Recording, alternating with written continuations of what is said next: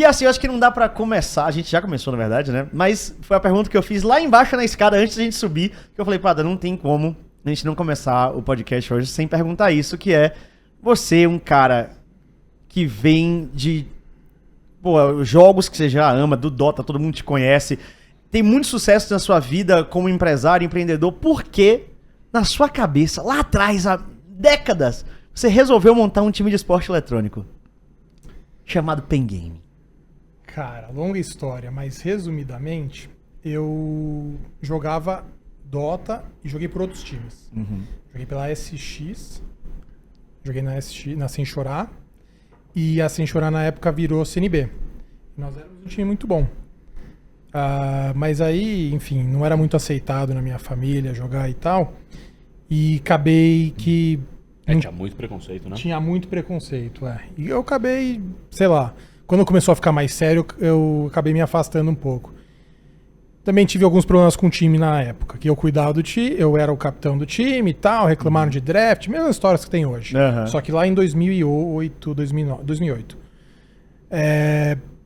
Aí o time conseguiu invite, assim que eu saí, a gente conseguiu invite pra SWC, em Paris, e o time não estava conseguindo se encaixar na minha ausência. Pediram para eu montar um time pra gente treinar junto para eles jogarem o campeonato lá de fora. Eu montei esse time e acabou que esse time virou PEN. Basicamente foi isso. Então você não teve uma visão business, coisa e tal, foi um negócio de necessidade no momento. Eu sou nerdola, eu gostava de jogar, eu queria jogar, eu precisava de um time pra jogar. Mas acho que esse é o maior diferencial da PEN, né? Que tipo assim, ela não nasceu, né? Mas ela não nasceu de uma vontade de empreender, ou de fazer negócio, ou de qualquer coisa. Nasceu literalmente por paixão, entendeu? Por gostar mesmo, né? Antes de Dota, inclusive, eu jogava CS, que eu era um random total, então... Mas desde 2001, 2002 já jogava CS, tem até um vídeo meu que era famoso na época, fazia bunny hop. Eu ia com 15 anos, 12 anos de idade, ia nas lan house fazer bunny hop. O Diogo gostava. Aí, do que? De bunny hop? Cara, eu só queria jogar. Era horrível, Zé. Até hoje, na verdade, eu jogo até hoje.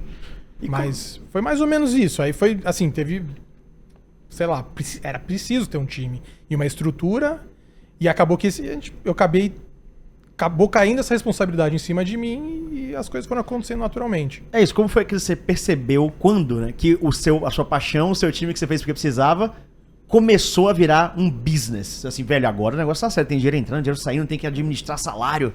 Então, o sonho era tão grande que a gente tinha que achar maneiras de monetizar e fazer acontecer, né? Os jogadores precisavam viver. Na época não tinha salário nem nada, mas eu tentava ajudar como eu podia. Então, a gente tentou achar oportunidades para monetizar, para fazer acontecer o ecossistema como um todo. E foi mais ou menos isso. Eu vi que tinha torcida já, naquela época era muito pequeno, mas a gente começou a buscar marcas, a gente conseguiu achar umas parcerias legais, e as coisas foram acontecendo assim. E, enfim, numa magnitude muito menor do que a gente tem hoje, mas foi um processo natural da coisa. E acho que assim, a coisa maturou de uma maneira muito orgânica também, né? Porque assim, não foi do dia pra noite, a PEN foi se estruturando com as pessoas que jogavam, então literalmente, então, tipo assim, o 5 do time virou o diretor de marketing, o 4 virou o diretor de esportes e assim por diante, até o momento que de fato a coisa tomou uma proporção tão grande que a gente falou, cara, precisa se estruturar. Um ponto interessante é que assim, a gente tinha um nome bem legal no Dota, e o Dota, até antes existia o LoL. Sim. E aí quando foi surgindo o LoL, os times começaram a procurar a gente. Eu não ligava muito pra LoL, não era um jogo assim que a gente enxergava potencial. Tava LoL e ROM, eu falei, acho que ROM vai ser mais legal, inclusive. No começo o ROM parecia mais legal. Mas os times de LoL começaram a abordar a gente, e a gente acabou... Eu já tinha jogado, inclusive, com o BRTT na CNB e depois na PEN Dota. A gente jogou juntos. Caralho. Então, assim, foi um processo natural. Eu conhecia todos os jogadores conheciam a PEN, aí a galera procurou a gente pra gente tentar ajudar, só pra usar o nome. No começo foi isso, inclusive. Eu lembro muito bem deles falando, a gente quer ser PEN, só usar o nome. Era do Toboco, né? A XP na época. E... Enfim, aí as coisas foram acontecendo. Aí do nada o LoL tava gigante, a gente fazia post de Dota no Facebook, tinha 10 likes, fazia de LoL, tinha, sei lá, 500, na época era muita coisa, né? Então, as coisas, foi um processo natural. Aí a gente viu que o LoL realmente estava legal, e a gente começou com o LoL, após o Dota a gente veio pro LoL, e em seguida o CS também surgiu uma oportunidade legal e a gente expandiu pro CS. Sim, a PEN é conhecida tradicionalmente pela tradição, né? Por ser o time da tradição, os tradicionais, o jeito que a torcida se chama. Por que vocês acham que de tantos times, porque assim, a PEN é um time bem antigo, mas existem outros times tão antigos quanto. Sim. Só que a gente olhando pra esses times, eles não têm essa torcida apaixonada, talvez. Existem outros times mais jovens que têm torcidas bem fortes com a PEN, mas tem times antigos que não tiveram essa Não tem paixão. sentimento, não tem sentimento. Por que vocês acham que a PEN fez de tão certo que fez a torcida se identificar tanto, sabe? Ser tão apaixonada, gritar, ir atrás? Porque vários times que têm até mais títulos do que a PEN não conseguem fazer o que vocês fizeram. Eu tenho uma visão, não sei se você quer responder primeiro. Pode cara. falar primeiro. Eu acho que assim, o Pada lá atrás ele foi muito visionário de entender que puta, é importante você ter um time competitivo, é importante você ganhar títulos, mas isso por si só não é o suficiente.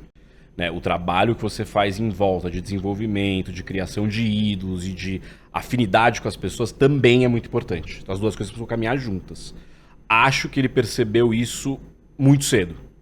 E aí lá atrás, fazendo isso, a PEN conseguiu ganhar uma notoriedade já 2011, 2012, que foi crescendo, e acho que assim, a nossa capacidade também de se adaptar ao longo dos anos, né? Então a gente já teve mais variado tipo de concorrentes possíveis, né? Então desde os mais recentes, que você citou, mas já... Putz, cada ano é um concorrente novo.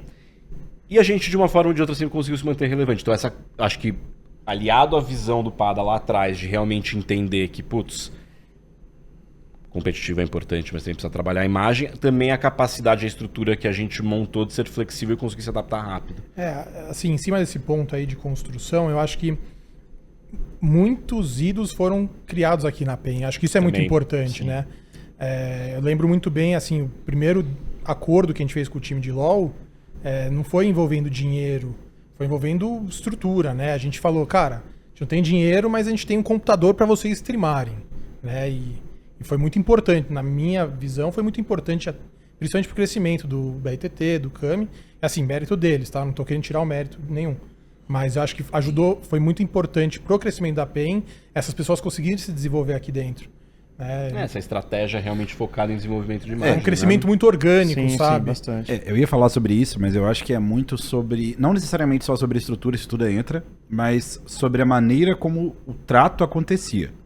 Porque o que acontece? Você tinha outros times que também entregavam estrutura, mas qual que era o diferencial de estar na PEN? É que você sentia de fora, mesmo sem nem estar só de treinando eu nunca tive, eu gostaria muito de ter essa perspectiva de ver de fora, como é que a galera lá atrás via, estando de fora. Você via que tinha uma aura diferente. Por exemplo, era muito raro vazar uma informação da PEN. Ainda é muito raro. Ainda é, tá? É sempre o último time que a gente sabe, é terrível saber e assim, da PEN. Por que era muito raro? Mesmo a gente não sabendo, a gente falava, pô, tem algo aí. Os caras têm um trato diferente. Quando alguém entrava na PEN, geralmente a imagem dessa pessoa era tratada de uma forma boa. Isso pra época. Eu acho que hoje todo mundo evoluiu muito. Sim. A gente tem boas narrativas. Acho que os parâmetros são diferentes também. Sim, mas pra época, tudo era construído de uma forma muito inteligente. E óbvio que um pilar de um ídolo segurava o outro. Por exemplo, aquela salinha que depois... A gente acabou nem... Essa salinha usou muito pouco lá na época que eu tava. Mas aquela salinha... Antes tinha a sala principal aqui e tinha aquele corredorzinho, né?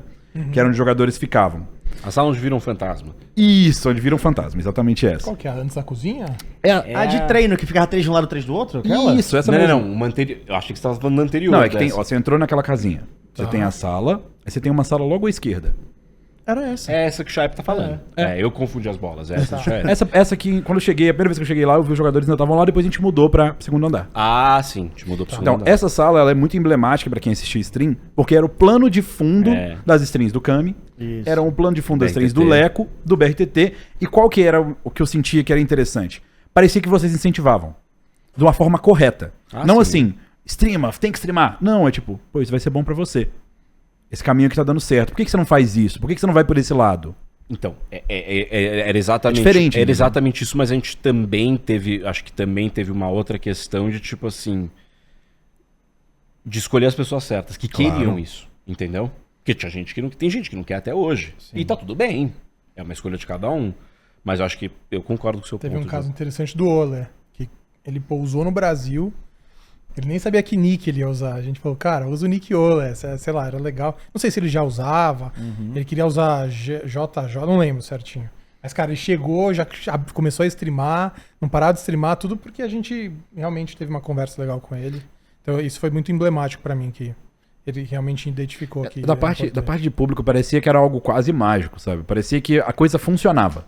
De alguma forma, os jogadores também se interagiam, tinham 2 streamando, 3 ao mesmo tempo, e um entrava na live do outro, tem aquela do BRTT com o Leco que é famosa, mas tudo viralizava e viralizava bem. Sim. Eu acho que isso fez com que a comunidade... que isso não existia muito. Exatamente, porque hoje em dia, nem a gente falava que viralizava, nem usava esse termo.